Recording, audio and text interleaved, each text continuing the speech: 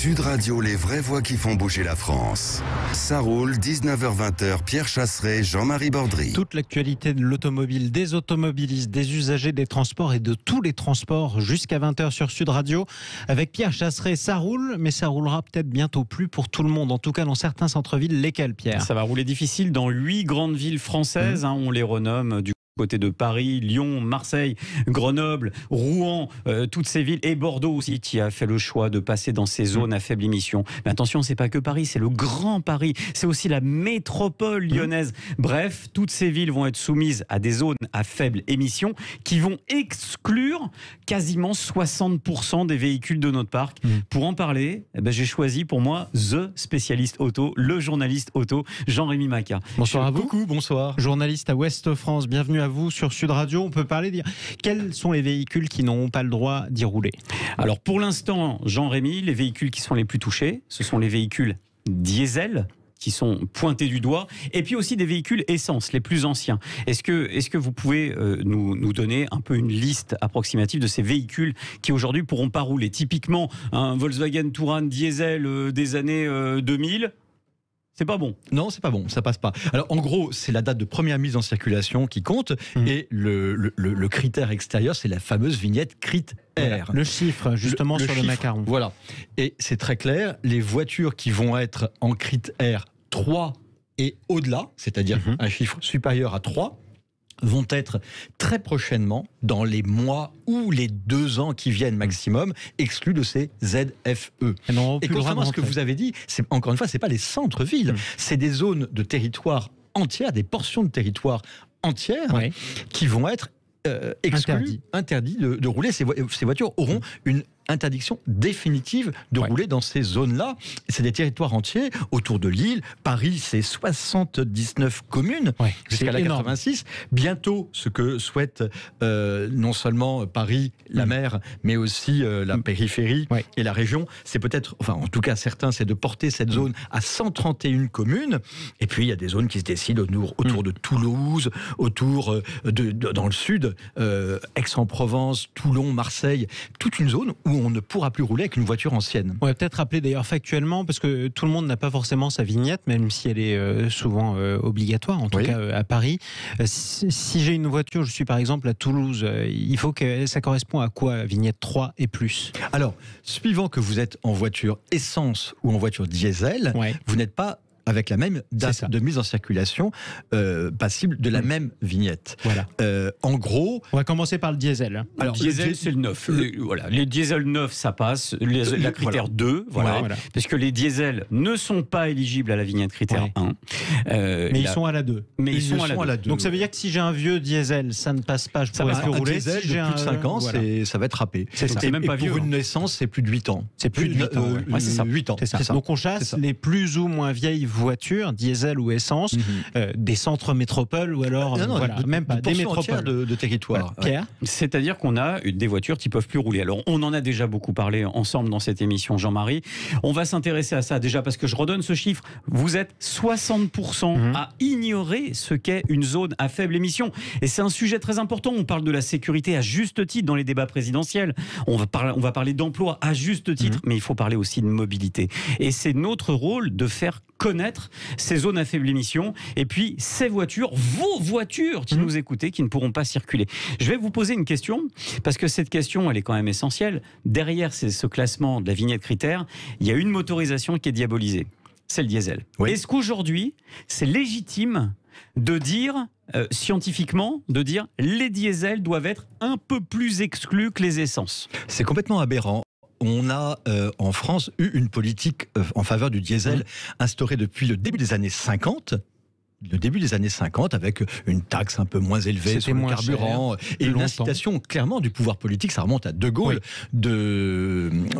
envers les industriels, Peugeot notamment, de construire des voitures avec un moteur diesel. Puis ça a changé. Inédit.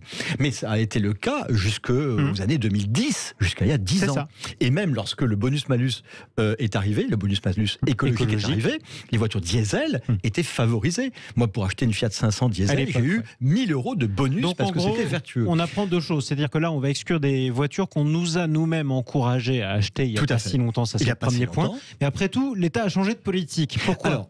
le diesel, s'il fallait l'exclure, c'était il y a 20 ans, 30 ans, 40 ans. Pourquoi ? Là, c'était non seulement une dégueulasserie à voir, mais une infection à respirer. Ouais. Et effectivement, c'était cancérigène, ça favorisait les maladies cardiovasculaires, c'était une pourriture. Émission de particules fines. Et d'oxyde Sauf d'azote. que des pics de Toutes les pollution particules sont fines. Oui, il n'y bien a, sûr. pas les gentilles particules. Celles qu'on appelle les fines. particules. Voilà. Elles sont forcément Émission fines. de particules, mais sauf que... Et d'oxyde d'azote. Et d'oxyde d'azote. Dégoûtant. Sauf qu'il y a eu des pics de pollution assez récemment, et pas il y a 20 ans. Je termine parce que vous m'avez posé la question. Donc, le procès du diesel, il fallait le faire jusqu'à il y a 10 ans. Mais depuis 2006, le filtre à particules, qui est extrêmement efficace et qui filtre entre 97 et 99,5% des particules, suivant les technologies employées, a éradiqué ce problème. Et les oxydes d'azote, depuis maintenant 2016... Avec l'arrivée de l'AdBlue. Avec l'arrivée effectivement de l'AdBlue, oui. Depuis début 2016, c'est obligatoire sur toutes les voitures diesel neuves vendues. Ça a résolu, alors pas complètement les oxydes d'azote, mais ça les a drastiquement diminués. Alors on explique quand même vite fait. Aujourd'hui, les voitures essence ou les voitures diesel sont équivalentes depuis 5 ans en émissions polluantes à l'échappement. Vous pouvez les mettre dos à dos. Elles sont, alors il y en a une qui émet un peu plus de monoxyde de carbone et l'autre un peu moins, mais c'est à renvoyer dos à dos, c'est égalité. Voilà. Et puis du côté de l'essence, un peu plus de benzène par rapport au diesel. Bref, les deux s'équilibrent. Effectivement, il n'y a plus aucune raison scientifique valable de différencier diesel et essence. Bref, je veux revenir sur un point sur l'AdBlue, parce que je sais que beaucoup nous écoutent et n'ont peut-être pas eu accès à cette information. On voit ça sur les stations-service. AdBlue, qu'est-ce que c'est ? Eh bien, c'est ce liquide bleu qu'on va aller injecter dans les diesels modernes, Euro 6B, si je ne dis pas de bêtises. Exactement. Et dans ces véhicules-là, eh bien, c'est ce procédé chimique qui va permettre de piéger les oxydes d'azote. Bref, c'est une avancée qui fait qu'aujourd'hui, en termes de motorisation, diesel ou essence, on est pareil. Alors, est-ce qu'on n'est pas sur un débat finalement d'arrière-garde ? Aujourd'hui, on dit le diesel, déjà... Si je comprends bien, pardonnez-moi le mot, mais c'est débile de dire le diesel, puisqu'il y a une différence profonde entre ce qui s'est passé il y a 20 ans et aujourd'hui. Profonde, radicale, absolument radicale.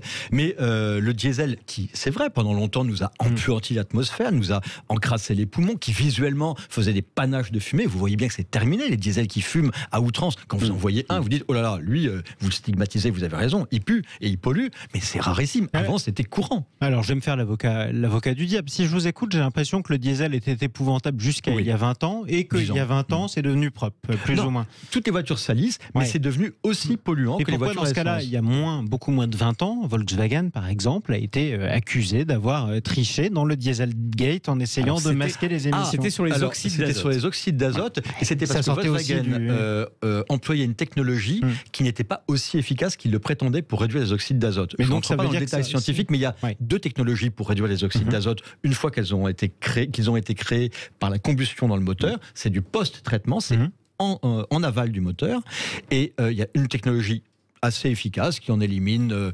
70%, qui est maintenant généralisée, et une qui est modérément efficace que Volkswagen a employée à tort. Et du coup, ils ont essayé de maquiller les chiffres, de tricher pour faire croire qu'elle était aussi efficace que celle qu'on utilise aujourd'hui. En revanche, ce qui a conduit à cette fraude, vous expliquez, vous confirmez que ce problème, à vos yeux, en tout cas, n'existe plus. Ah non, avec les normes, les dernières en vigueur aujourd'hui, depuis quelques années, tout le monde doit tellement avoir peu d'oxyde d'azote à l'échappement que tout le monde a la même technologie qui est celle qui est effectivement la plus efficiente. Donc le procès du diesel, c'est un combat d'arrière-garde, mais dogmatiquement, certains s'y accrochent parce que ça fait bien de stigmatiser quelque chose, de diaboliser quelque chose. Comme ça, on a une victime sur qui taper. C'est un exutoire, c'est une tête de turc. Ça veut dire que c'est le tête de turc des politiques actuels. Ça veut dire que c'est un combat politique pour donner l'impression qu'on fait du vert.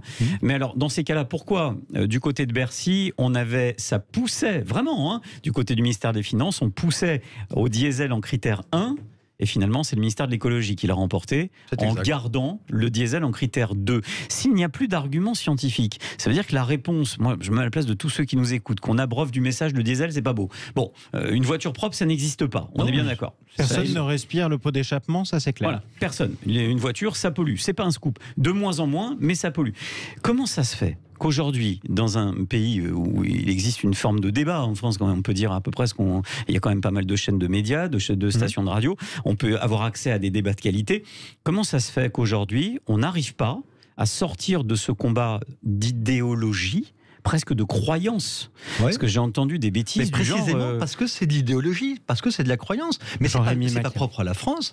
C'est toute l'Europe qui est sur le même diapason. La France c'est un peu extrême et puis le contraste est très fort parce qu'on était le pays qui avions favorisé autant le diesel. On est les seuls passé d'un extrême à l'autre. On avait deux exceptions énergétiques, dont on avait le nucléaire d'une part pour l'électricité et le diesel effectivement en Europe, en tout cas pour les automobiles. Ça c'est terminé.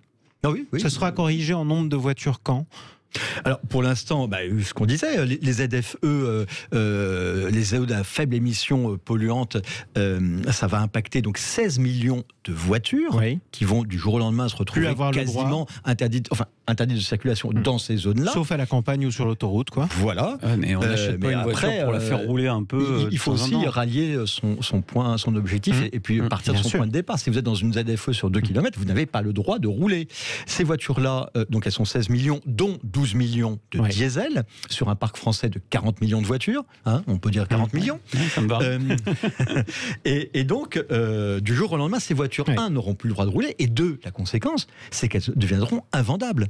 Et comme ce sont les voitures qui sont les plus anciennes, ce sont celles qui sont détenues par les gens les moins fortunés, à qui on dit, mais achetez une voiture électrique neuve avec 7 000 € d'aide, mais il reste combien à payer ? C'est infaisable. Vous savez ce qu'il faut ? C'est vraiment infaisable. Et donc, on dit aux gens qui ont le moins de moyens, votre voiture, vous n'avez plus le droit de rouler avec, mais accessoirement, si vous voulez la revendre, elle ne vaut plus rien. Alors, on a eu la prime Macron. Personne ne va acheter une voiture qui n'a pas le droit de rouler. La prime Macron avec Édouard Philippe récemment qui a été mise en place, elle vous donnait une prime à l'achat d'un véhicule diesel. On marche sur la tête. Moi, je ne comprends plus. Après, vous avez des primes aujourd'hui si vous remplacez malgré tout votre véhicule diesel qui ne correspond plus par un véhicule jugé plus propre, en tout cas selon les normes actuelles. Oui, même une voiture essence ancienne, c'est le renouvellement du parc. C'est ça. Donc vous êtes quand même malgré tout, même si évidemment votre voiture diesel vaut de moins en moins cher, vous êtes quand même à vous en offrir une nouvelle. Oui, mais enfin les gens qui ont peu de moyens, je comprends tout à fait. Une voiture qui a ce qu'on appelle une valeur d'usage, c'est-à-dire qui n'a plus de valeur marchande, qui vaut quelques milliers d'euros, 2, 3, 4 000 €. C'est ce par quoi ils ont accès à la mobilité. Si on leur supprime ça, ils vont pas pouvoir acheter de voiture. Et puis surtout, on leur dit, cette voiture-là, vous pouvez la mettre à la poubelle. Et ça, c'est pas du tout écologique. 16 millions de voitures du jour au lendemain mises à la poubelle.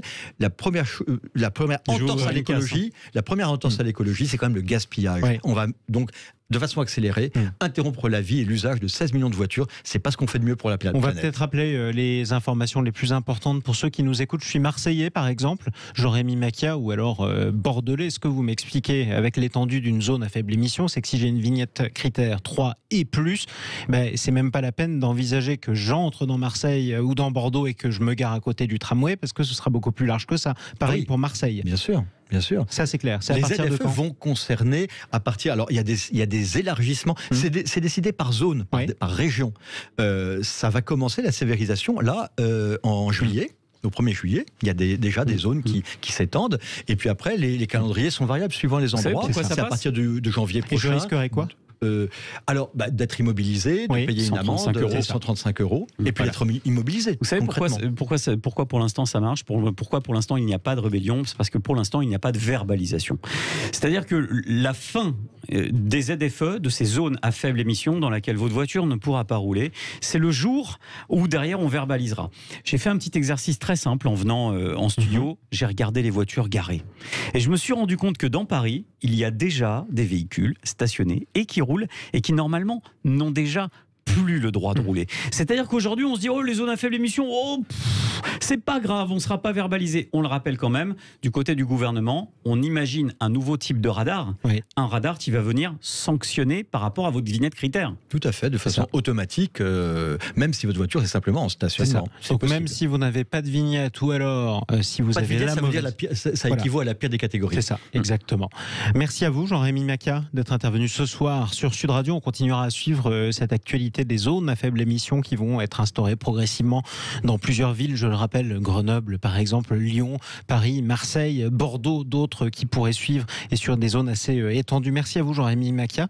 Je rappelle que vous êtes journaliste à Ouest France. Tout de suite, ça continue à rouler sur Sud Radio. On vous présente le métier auto de la semaine.